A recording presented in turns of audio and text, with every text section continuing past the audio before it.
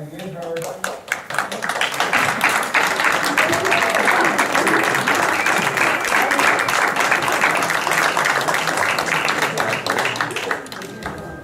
Brian was successful too, but no one really. No flowers for me? Are you kidding? Well, let's go back to chocolate. Back to work. Check for you. James.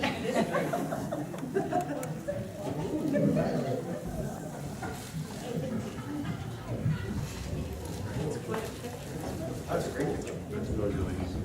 Next, we're going to have a presentation by Mr. Torrance on our flood map updates. So if I can come up and brief the council on our new flood map updates.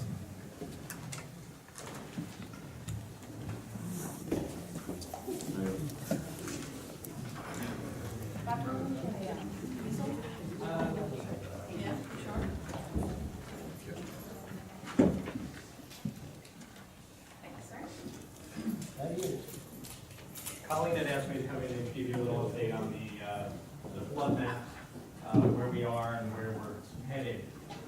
Just wanted to go over where we've been. In 2009, FEMA decided to do a new coastal study on the flood zones along the coast of New Jersey and New York. They expected that study to take about 4 years. They were going to issue the new proposed maps in 2013. And then they would be adopted probably in about 2015. Of course, in 2012, Sandy hit. They were right in the middle of their study. They were about 3/4 of the way done with their study. So they felt it was important to get that information out to people who needed to rebuild. So they issued what are called ADF just to get that information out there. It wasn't all complete, so the maps weren't perfect. Then in June of this year, they finished the study. They had all the information, but they didn't have basically all the artwork done. They didn't have the maps completely finished. So they released that information. It was released only on the internet. It was a web map, and they also released GIS data that you could plug into your own GIS system and see where it laid out on your map. So that's what we did. We had the GIS data overlaid onto our tax map, so we can see exactly where the flood zones land in relation to the properties in town. This is the map that's currently out. This is the map that we're using for our floodplain enforcements. If somebody's coming into a building, they're using this map. Now going forward, they expect by the end of this year to release the official proposed maps. Once those proposed maps are issued, there'll be a comment period. People can review them. They'll be online. We'll have copies of those maps here. They can come up. They can look at the maps. If they feel that there's a mistake on the map, they can appeal to FEMA to make a correction. There'll be forms for that. We're expecting those maps by the end of the year this year, so it should be in December or January. There's a 90-day period for appeals on those maps. Then FEMA has about 18 months, 24 months to review the appeals, work on the maps, and the maps become official in 2015. Sometime probably mid-year 2015. And that's when those maps will start being used to rate people's insurance policies. Right now, they're still using the older 2009 maps to rate people's policies. So that's where we are right now with the flood maps. So we're expecting those new maps probably by the end of the year. They will look almost identical to this map here. They'll just be in a format that FEMA uses for their official flood maps, which are called firm maps. Any questions for the council for Mr. Torrance? You say firm. How long is firm? Firm is just the name of the map. It's flood insurance rate map. Okay, so I mean, so these maps are good for how long? These maps are good until FEMA releases the next map. This map here will be good until they release the preliminary firms. Then we'll that map is being officially adopted in 2015. Once that map is adopted in 2015, it's probably going to be a long period of time before they change those maps again. It's a very involved process that's very expensive. Like I said, this study took 4 years to do. Regardless if there's more storms. Correct. There would have to be some major change. Like Sandy. No, it is like climate change or something, change the elevation of the sea. This map, or excuse me, this study that they did used the latest technology and everything like that. The original maps that we got in 2009 was based on older data that they had, so the new data that they have, they feel is pretty accurate. What was the data that was used? They did studies, they did computer modeling of storms in the past. They included some Sandy in it. They included the expected sea level rise. Then you plug that all into a computer and came up with these computer models on what type of flooding we could expect in a 100-year storm. Okay, you mentioned an appeal process. Could you speak a little bit about that? And that would be if someone was dissatisfied with the new map and their particular designation? Yes, if they feel that the data was flawed, or if their property is higher than they're showing on the map, they have the right to appeal to FEMA. They can't just, say, I don't like this, we think we're wrong. They would have to back it up with some scientific data. They would have to hire their own engineer to look at FEMA's study and find where there would be a mistake, or have an elevation certificate come to their house that shows that their property is higher than the flood zone. And there will be forms available. And all of the changes were promulgated by the hurricane, is that correct? No, they had intended to do this even before the hurricane started. Okay. So these maps would have been coming out whether the hurricane happened or not. They just felt that the flood maps that they were using didn't actually reflect the risk to the coast of New Jersey. So they decided to restudy it and use better technology to figure out the flood zones and the elevation. And how would someone find out about the appeal process if need be? We'll get forms here that they can use to do that. The maps will be online. We'll have printed copies here if somebody doesn't have internet access, and there will be appeal information on FEMA's website on how you go about appealing the maps. And if people have questions, they can contact me and I'll help. Maybe worthwhile to do something like on a Saturday morning. Remember we did this? Bob ran an elevation workshop for us. I'm going to say that was in December or January. Last year, yeah. I think it was in February. Was it? Okay. Um, And it was very well attended and a lot of interest. Maybe it'd be worthwhile doing that again. I think it would be, so as soon as those new maps come out, just so we have the latest and greatest maps, we'll do that, and everybody can come and ask questions about it. And I'll have more information for them. And Bob's going to, after this presentation, he'll go into the back, so if anyone has questions for him, we'll be happy to help you, just outside the doors. All right? Thanks, Bob. You're welcome. Thank you. Next, our workshop, best practices checklist. Can you tell us what this is all about, Administrator? Sure. This is an annual checklist that the borough submits to the Department of Community Affairs. It's updated every year by the state to recommend different best practices that they encourage municipalities to consider in terms of their procurement practices, your budget practices, and this has an impact on our funding from the state. And so you have to score, you need to score into a certain range, and Belmar is very helpfully in that range. And so this was to share this information with the council and see if you had any questions for us in terms of how we answer the checklist.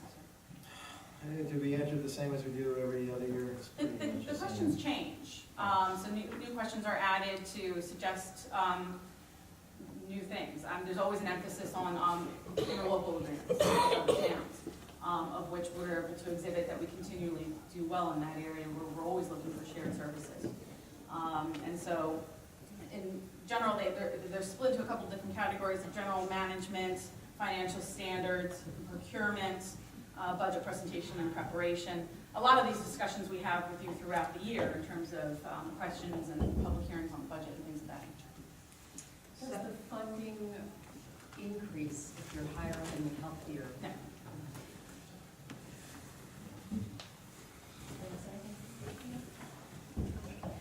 Yeah, this started getting implemented, I guess, a couple of years ago, and we always comply with it.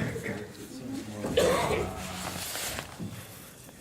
Easy work. So the clerk informs me I do need to read our score into the record, which is a 44 points out of 50, which is an 88%, and puts us in a nice little area.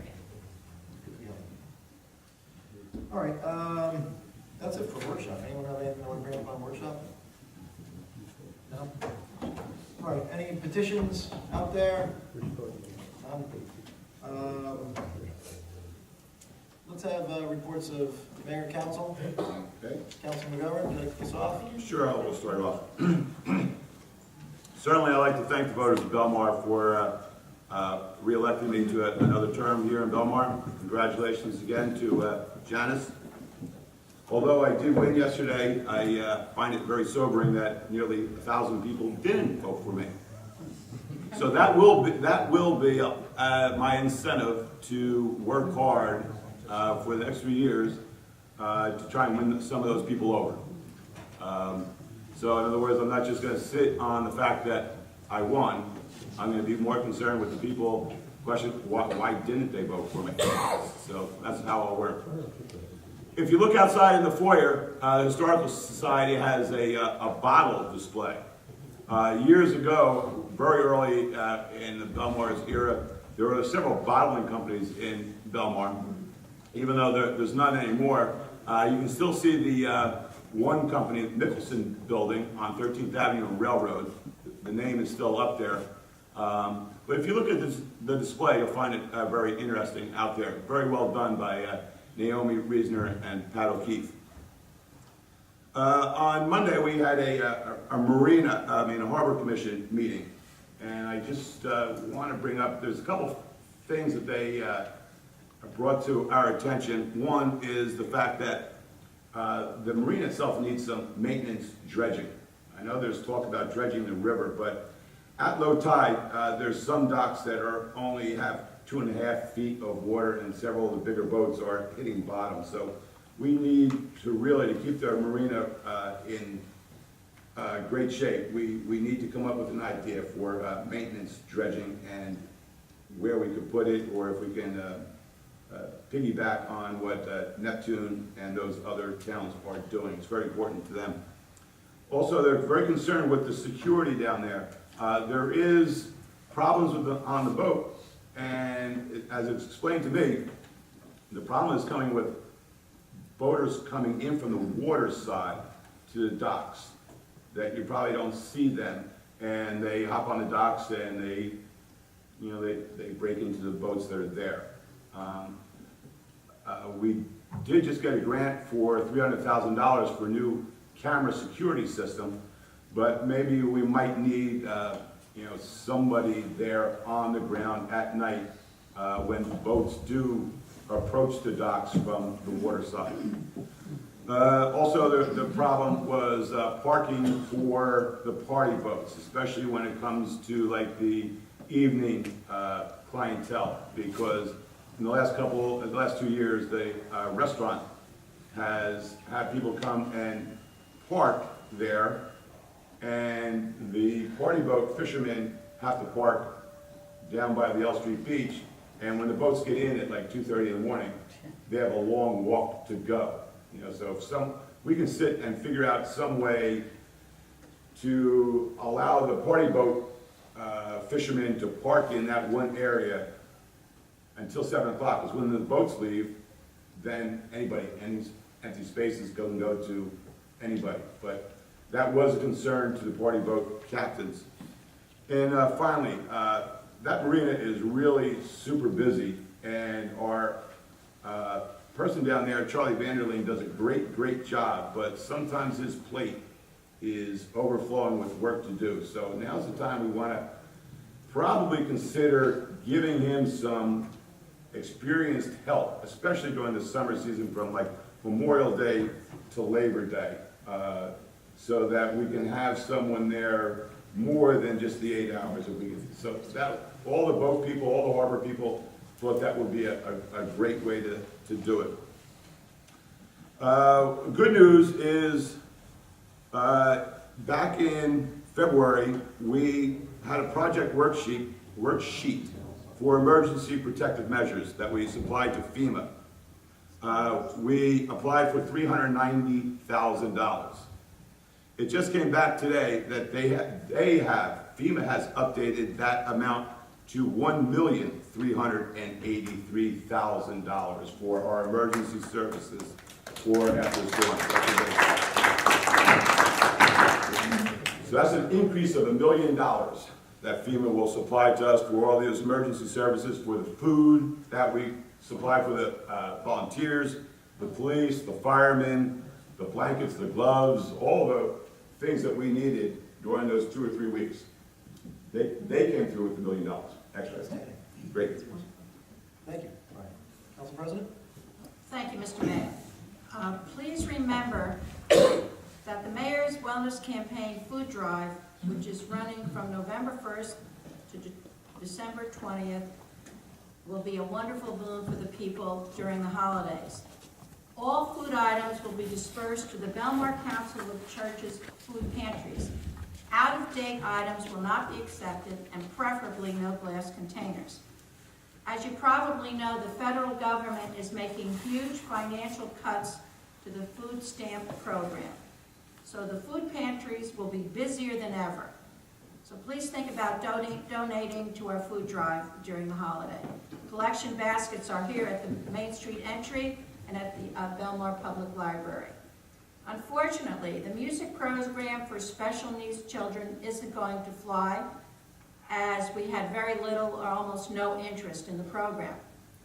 I want to thank the Recreation Director, Ray Claudio, for helping me trying to bring that off the ground, but it did not happen. But that doesn't mean that we might not try it again at a future date.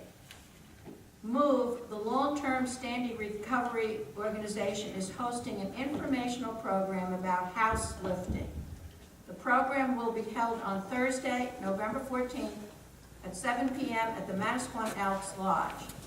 The presentation will center around 13 steps you need to know before raising your home.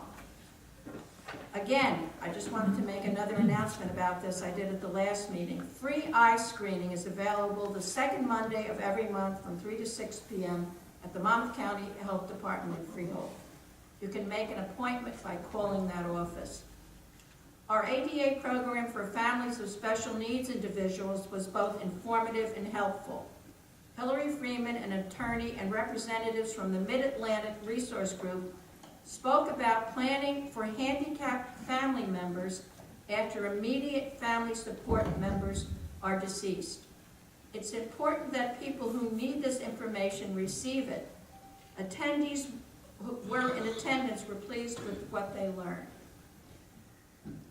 As you just heard, Councilman McGovern talked about some of the topics that were discussed at the Marina meeting. I was also on the Harbor Commission attending last Monday.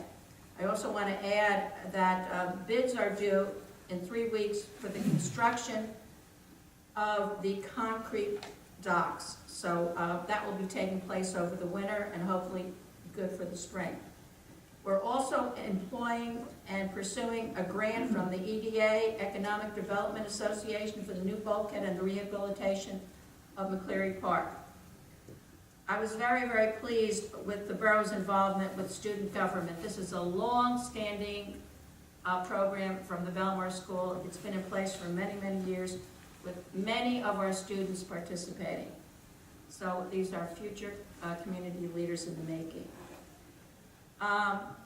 This past Thursday, the Calvary Baptist Church had an honorarium for Heroes of Sandy, and Matthew and I, our mayor, were invited, and I was very, very honored with their recognition. But I did want to say that Pastor Nancy Goss spoke of Mayor Doherty's concern and dedication for all the people of Belmar during and after Hurricane Sandy, and she did so with with such passion and emotion, and it really showed that the people there appreciated all of the efforts of the borough. And in attendance were the first responders and first aid people, and also the fire departments.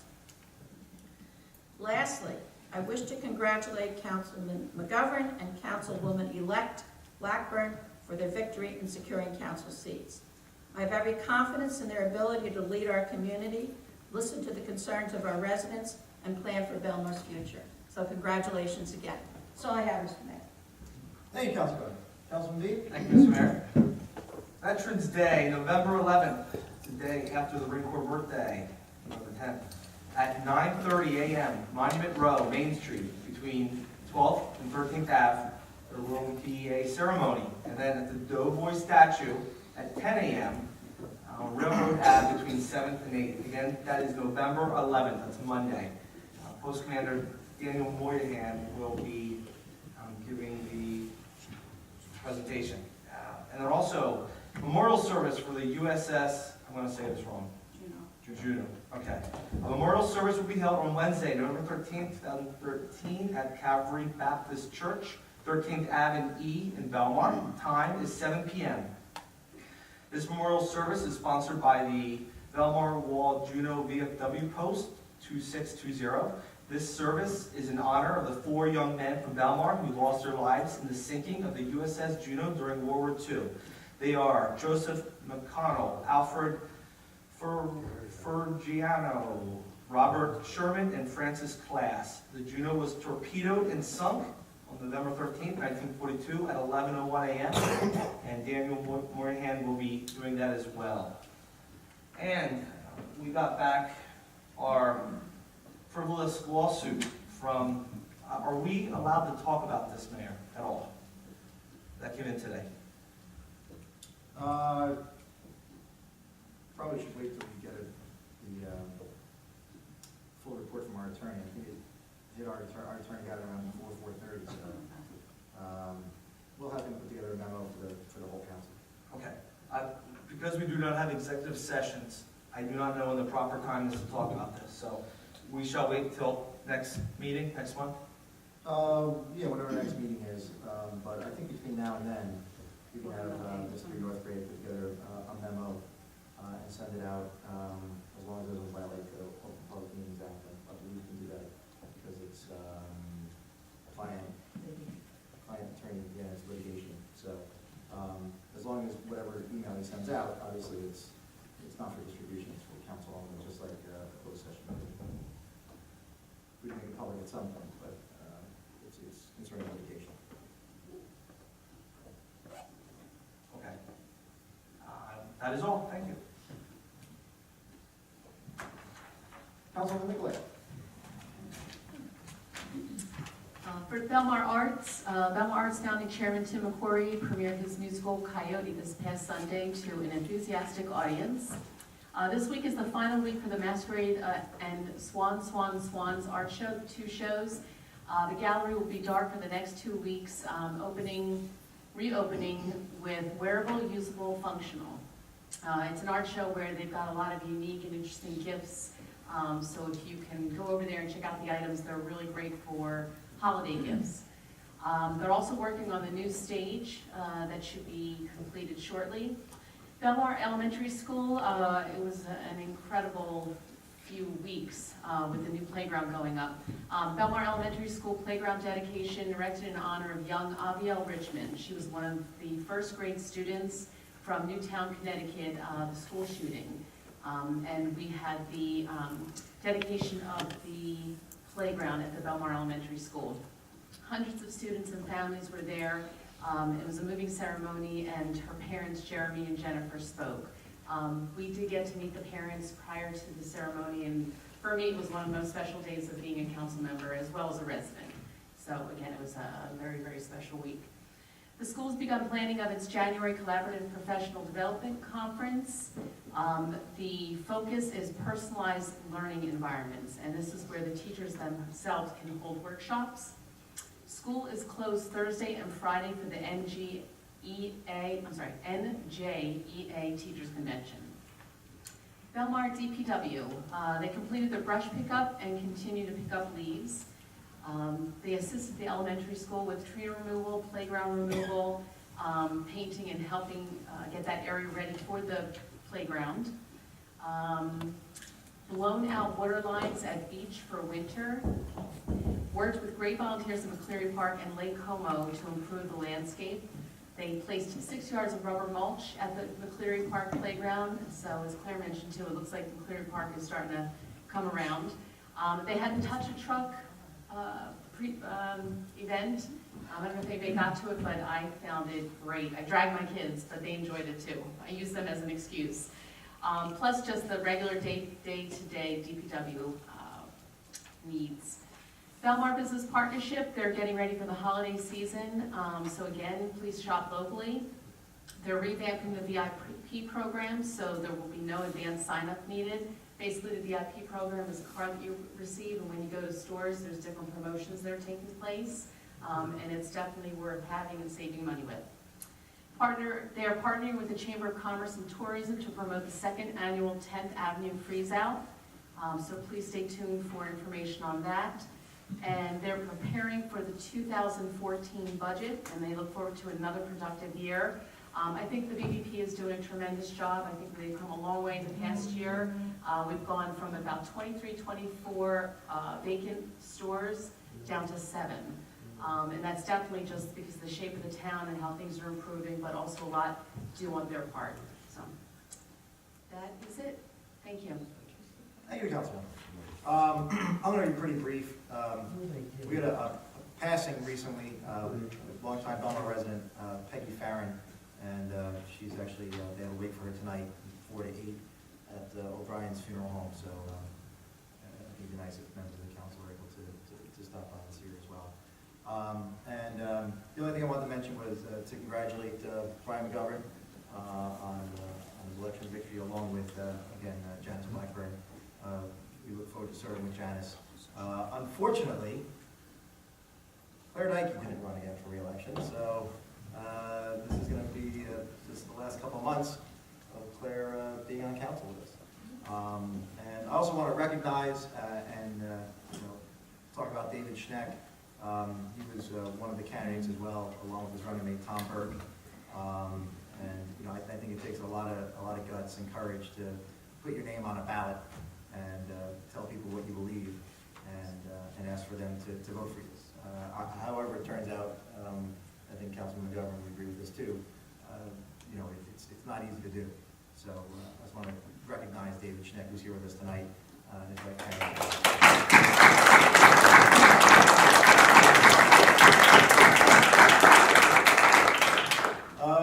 that's all for me. Can I have approval of minutes? Absolutely. I move that the minutes of the regular meeting held on October 23rd, 2013 be approved as recorded, and that a copy thereof be posted on the borough's website. Second. Councilwoman Dyke? Yes. Councilman Governor? Yes. Councilman Dean? Yes. Councilman Nicolay? Yes. Mayor Derrick? Yes. Next is our public session for our resolution calendar. We'll open this up to the public. If any questions, comments, this is just on the resolution calendar itself. Seeing none, I'll make a motion to close the public portion of the resolution calendar. Second? Councilman Dyke? Yes. Councilman Governor? Yes. Councilman Dean? Yes. Councilman Nicolay? Yes. Mayor Derrick? Yes. First resolution is resolution authorizing payment of bills. Is there anything on this payment of bills? So I will. Oh, I'm sorry, yes. Good catch from my flank here. There's a reimbursement for your security deposit for a bonfire that you had previously. You almost got burned on that one. 3 more years of those jokes. Yeah. All right, well, I will step off the dais before I get burned.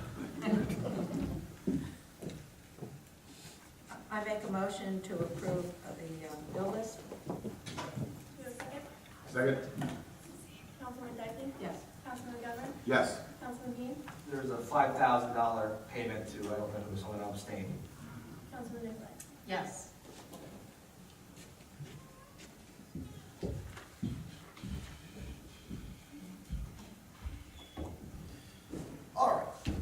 Next is our consent agenda.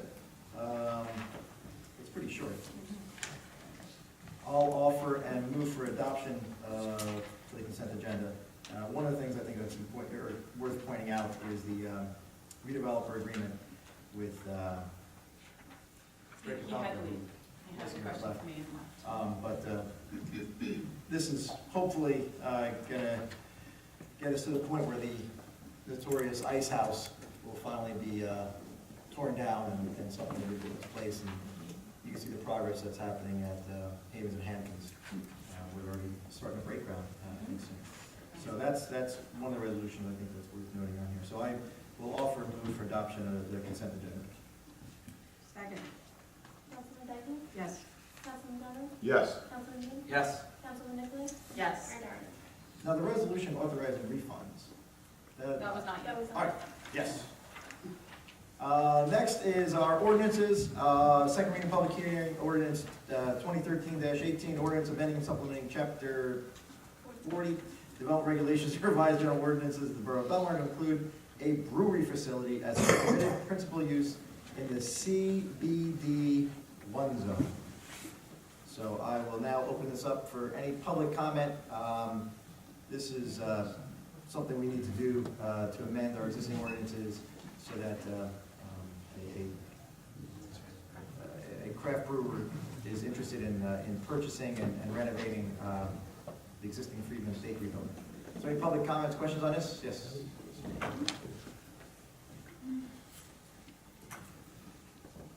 Yes. Good evening, my name is Brendan Reed, 109th Avenue. I'd like to speak in favor of this ordinance. I think it's an honor for East Coast Brewery to pick Belmar as a quintessential East Coast community. And what better place to have to brew beach house beer in a community that has the best beach on the Jersey Shore.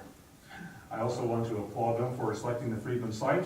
I don't think there's any other location in our community that would not only meet their needs, but have the least amount of impact as far as traffic, as far as any type of noise, which I think this would be very minimal of. Loading, unloading, it's also a very similar use to the type of operation that has been at the Freedmans. You know, there's very similarities between brewing and bread making. You know, it's light manufacturing to light manufacturing. I've been to many microbreweries, sampled quite a few of them, and I can ascertain that the process is very clean, efficient. It's kind of cool watching the bottles, but you know, all the magic takes place inside. And finally, I want to say about the East Coast commitment to Belmar. I went to the Beer on the Pier. A buddy of mine came down from Brooklyn. In fact, we were so impressed with them that we actually bought an extra beer tickets. I mean, it was great. So it'd be great to see them in Belmar, great so they don't have to go far for their supplies at the next beer for the beer. Thank you. Thank you, Mr. Reed. See another public, oh, yes, sir. Can I ask a question? Sure. Maybe two. Gene Kramer, 4th Avenue. Would this operation be buying and using borough water, or will it be trucking the water in? Most beer is like 99% water. No, I'd asked him this question, I can't remember. I don't know.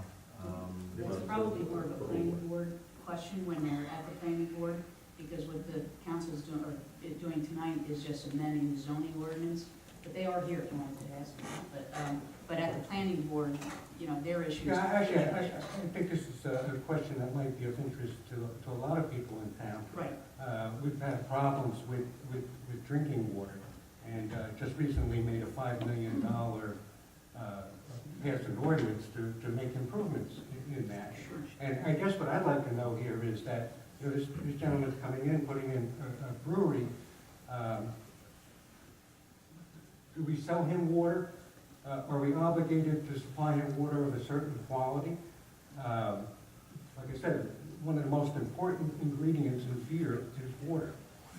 We can find out and get back to you. I mean, Because this technically is just changing your zoning, it's not specific to that particular applicant or business. So it just allows that use in that zone. So even though the mayor mentioned where it's going and all that, technically, it could go anywhere in that zone if it's a permitted use. But, so those are all great questions that they can find out from the, from that particular developer, but the ordinance itself is not specific to that business, if you know what I'm saying.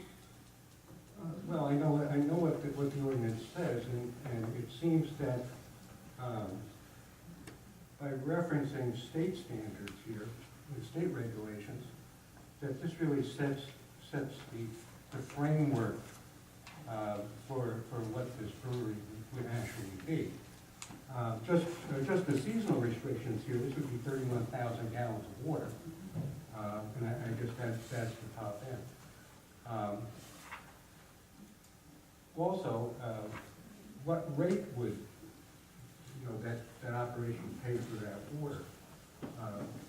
Or perhaps they're gonna truck the water in tank trucks. It's been a while since I've seen any bulk transport of materials at Friedman's, but that's quite a parking situation there. They can back trucks in, and I think people would be interested to know whether there's any tanker trucks there filled with water and parked instead of flour and the other ingredients that used to be delivered that. I know this applies to the same zone, but really this was fashioned as spot zoning. That it's put, otherwise this could be approved by a zoning board. The applicant go in and ask for use approval. This is spot zoning, it's not really necessary. This could be handled by variances. And the zoning board is well equipped to handle that. Thank you. Yes, Thomas? Mayor, are you ready to answer questions about the renovation? Or otherwise I won't go up because it's too late. You know about the renovation, what's gonna take place Renovation, of the building? no, this is just on the ordinance. It's just on the ordinance to permit the use. You don't know anything about the renovation itself? It's more of a planning board question than All right. here. Any questions? Seeing none, I'll make a motion to close the public hearing on ordinance 2013-18. Second. All in favor? Aye. I'll go ahead and make a motion to offer and adopt 2013-18. Second? Councilman Decky? Yes. Councilman Gover? Yes. Councilman Dean? Yes. Councilman Nicolay? Yes. Mayor Dyer? Yes, next is public session. Public session is pretty simple. Raise your hand, wait to be called on. Come up to the microphone, state your name, address for the record, and we get 5 minutes. So anyone have any public comments, questions? Yes, David?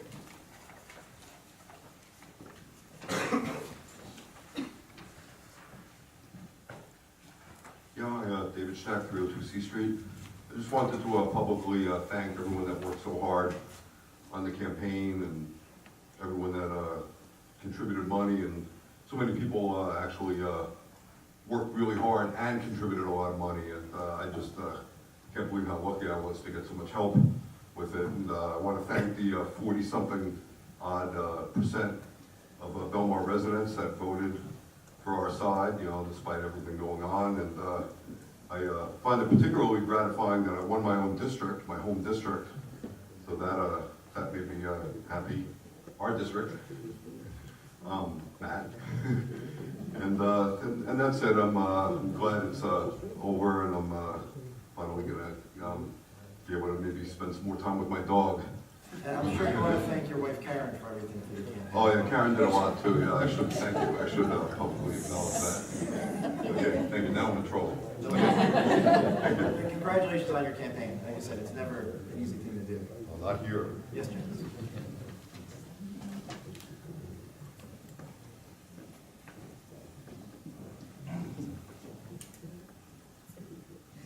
Janice Kim, Blackburn 106 River Court, and I also want to thank everybody in town for voting. No matter who you voted for, voting is very, very important. I want to let everybody know that my biggest concern is the residents who live here, and I will do my best for every single person. Like Dave, I want to thank everybody that worked so hard for Brian and myself. And I was very, very pleased to, I guess, go against Tom and Dave. I thought they were absolute gentlemen for the last 6 months. and it is a pleasure to have met them, to know them, and to have met so many wonderful residents here in Belmar. Thanks. You notice that everyone has a dog in town, right? I know, and I got to meet his dog on Saturday. Well, not all of them are as small and friendly as David.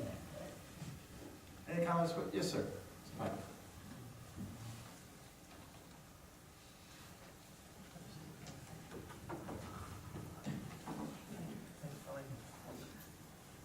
Peter Pyro, 300 North Boulevard, Belmar. I spoke with Colleen earlier, and the four-party agreement, maybe a three-party agreement with regard to the emergency lowering of Lake Como. I thank Colleen for her efforts on that, and making some progress. She also indicated that there's a chance that the outfall pipe may be modified by Spring Lake people that are working on that.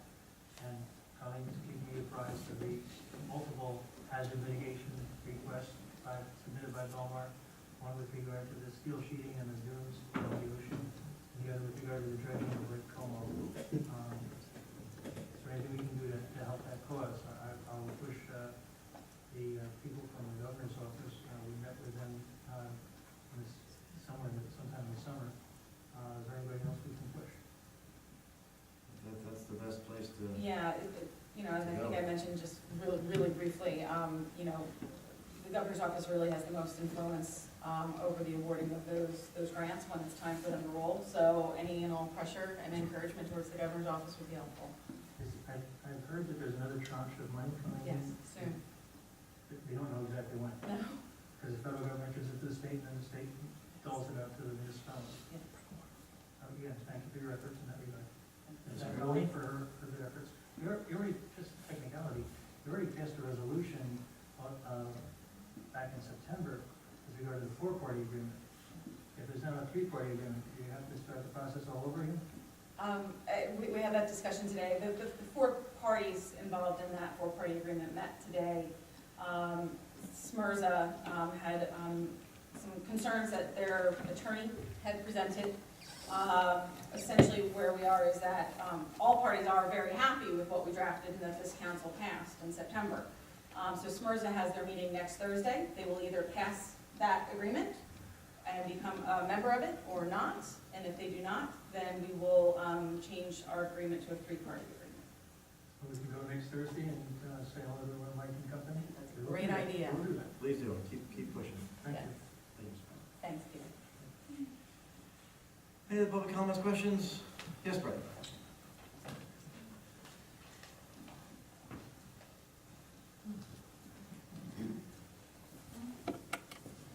I'm Brendan Reed, 109th Avenue.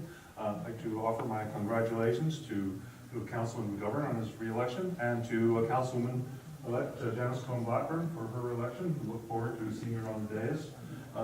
My only regret is that Councilwoman Dyke will be stepping down, and I hope that she stays involved and active in our community and giving all that she's that she's been given in the year that we've been here in our community, and happy to look forward to working with her in the future.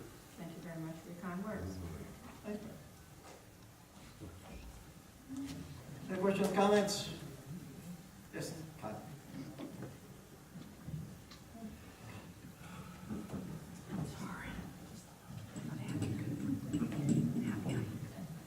Kyle Rizzatello, 14th Avenue, Belmar.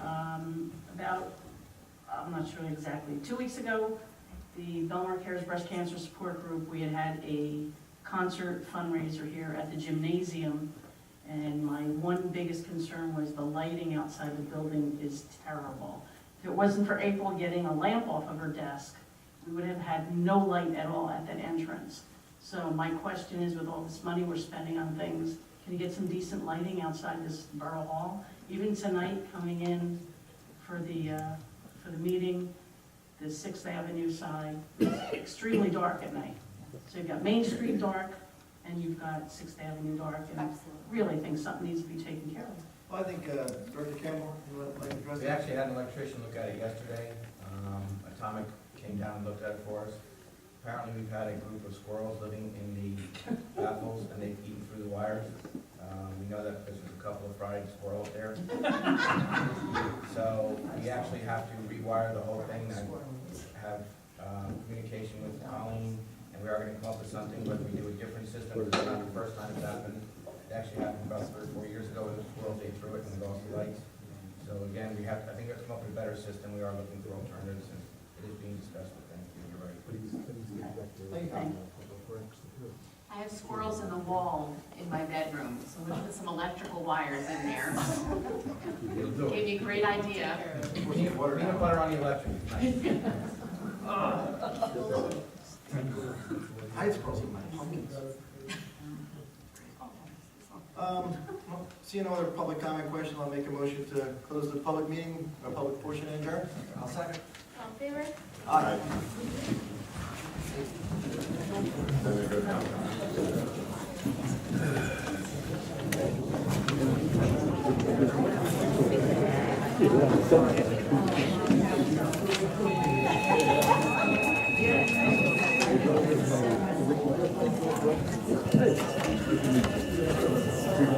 Good job.